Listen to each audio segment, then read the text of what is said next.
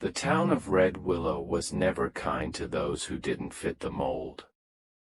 It was a place where gossip traveled faster than the wind across the plains, and where people's worth was measured by how well they fit the picture of perfection. On that late autumn afternoon, the whole town gathered outside the saloon for the annual harvest dance, a tradition that was more about pride and show than celebration. Women in pastel dresses fluttered around like painted butterflies, their laughter light and sharp. The men leaned against railings, polishing boots that hadn't touched dirt in weeks, pretending they were something greater than what they were, dreamers with empty pockets and hollow pride. And then there was her. Mary Ellen Brooks, the woman everyone in Red Willow whispered about but never truly saw. Her dress was a deep burgundy that matched the dying sun, her golden curls tied loosely, and her hands nervously clutching the edge of her skirt. She was not small like the others, nor shy enough to fade into the background. She worked at the bakery on Main Street, and though her pies were the talk of the town, so were the jokes. Too big for a dance, some would laugh. Too proud for a husband, others sneered. Yet, every morning she still smiled, still opened her shop, still offered kindness to those who didn't deserve it.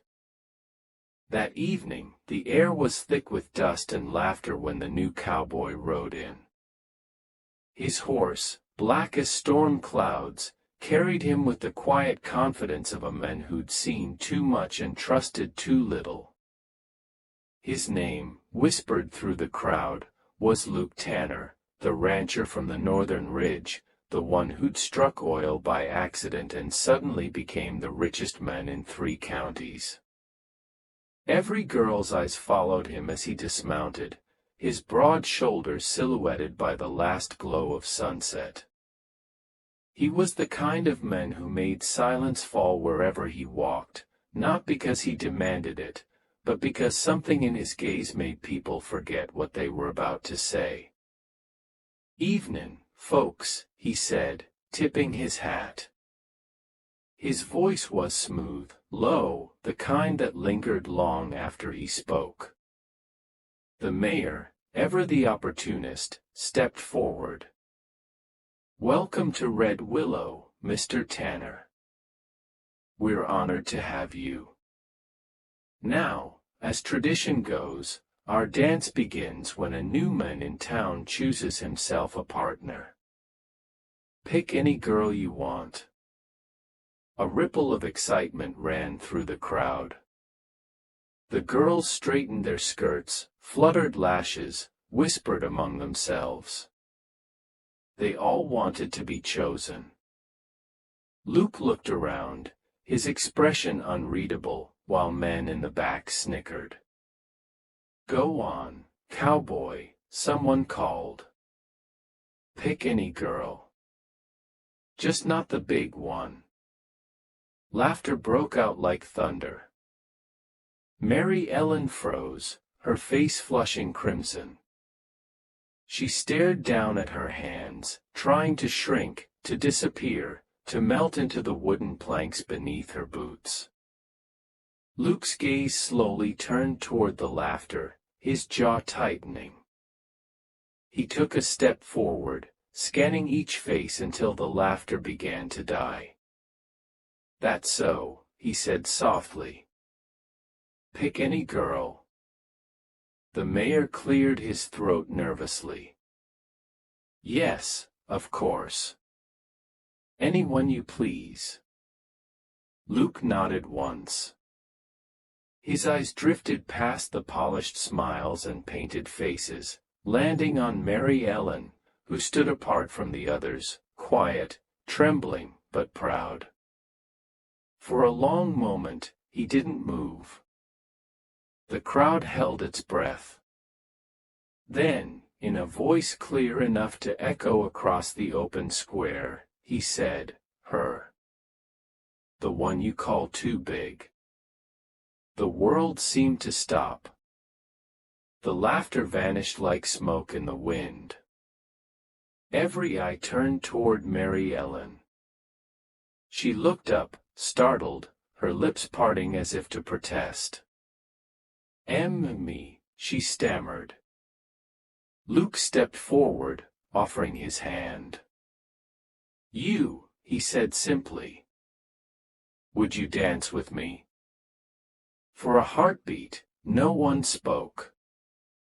Then someone whispered, "He can't be serious," another muttered, "He's just mocking her." But Luke's gaze didn't waver. His hand remained outstretched, steady as the man himself. Slowly, hesitantly, Mary Ellen placed her hand in his. His touch was warm, grounding, a promise that he meant what he said. The band, stunned but obedient, began to play. A slow waltz filled the air. As they began to move, the crowd fell silent. Luke led her with quiet confidence, his arms strong around her waist. Mary Ellen's heart pounded in disbelief. She had never danced like this, never been held like she mattered. "You didn't have to do this," she whispered, her voice trembling. "Do what?" he asked. "Make a show of kindness. They'll laugh at you for it." He smiled faintly. "Let them laugh. Doesn't bother me." "Why me?" she asked, unable to stop herself. Luke's gaze softened.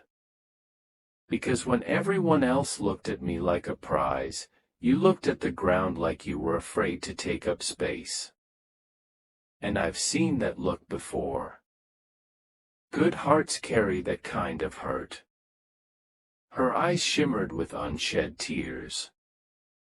"You don't even know me." "Maybe not," he said quietly. "But I know what it feels like to be judged before you're known."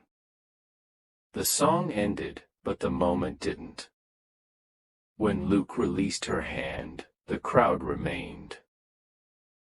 Frozen, not out of mockery this time, but shame.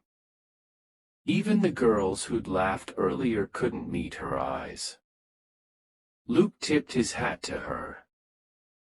"Thank you for the dance, Miss Brooks." And then he walked away, leaving behind a silence heavier than words. From that night on, Red Willow began to change. People still whispered, but the laughter faded. The bakery saw more customers.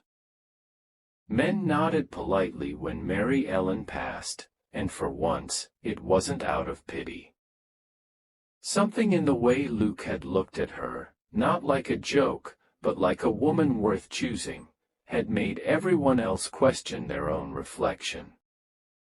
Mary Ellen never forgot that night, not the music, not the shame she'd once carried, nor the quiet strength in Luke Tanner's eyes.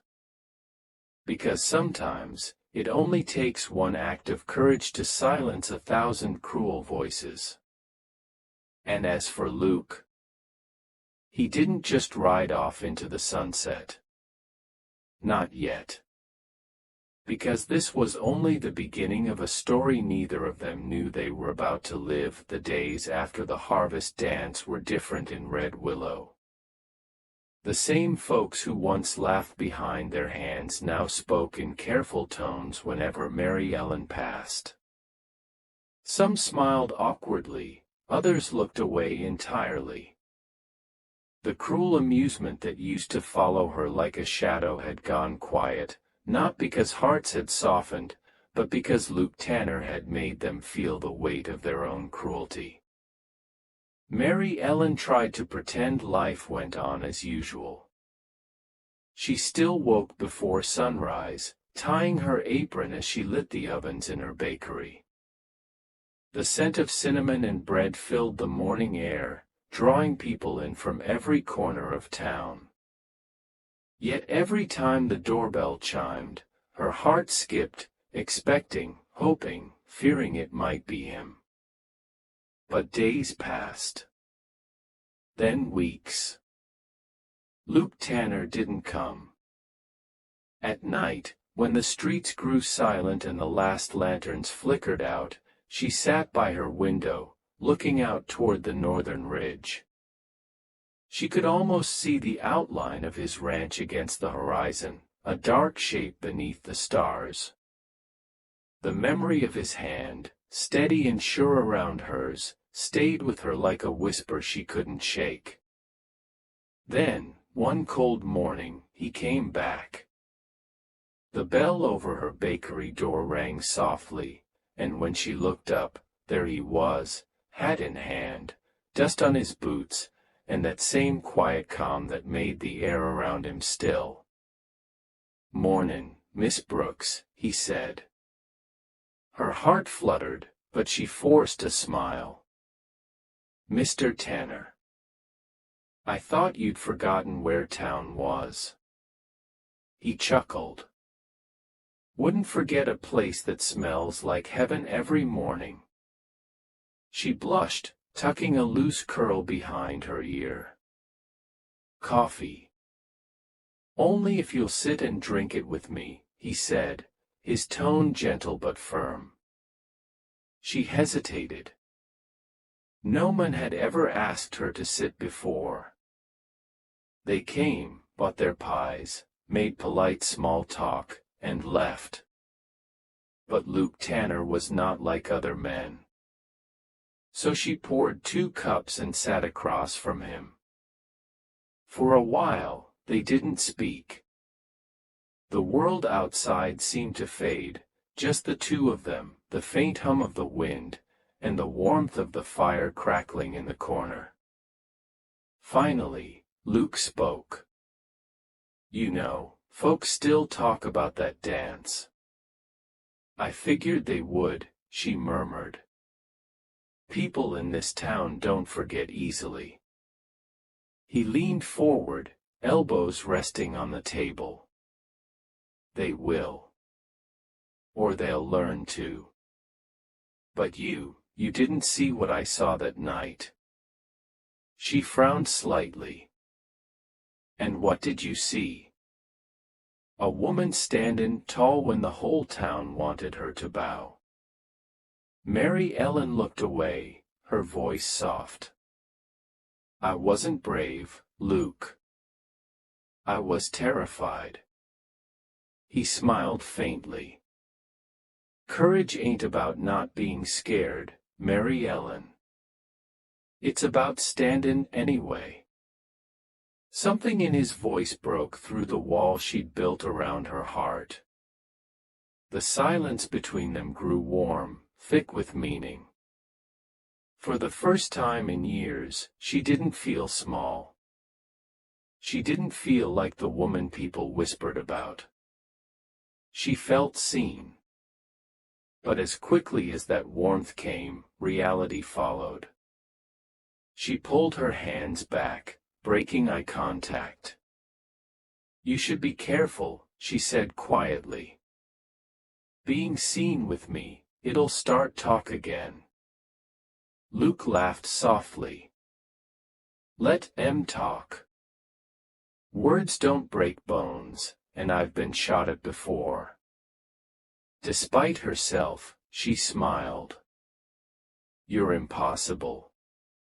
He grinned. "That's what my foreman says." Then his expression softened. "I didn't come here for coffee, Mary Ellen. I came to ask for your help. I'm rebuilding the ranch house up north, and I need someone who can cook for the men while we work. Only for a month or 2. Her brows lifted. "You want me to work at your ranch?" "Yes, ma'am. I could pay you fair. But more than that. I'd like the company." Her heart leapt, but she kept her tone steady. "You could have asked anyone else." I didn't want anyone else." For a long moment, she couldn't speak. The room seemed to hum with something fragile, something almost holy. Finally, she nodded. "All right. I'll come."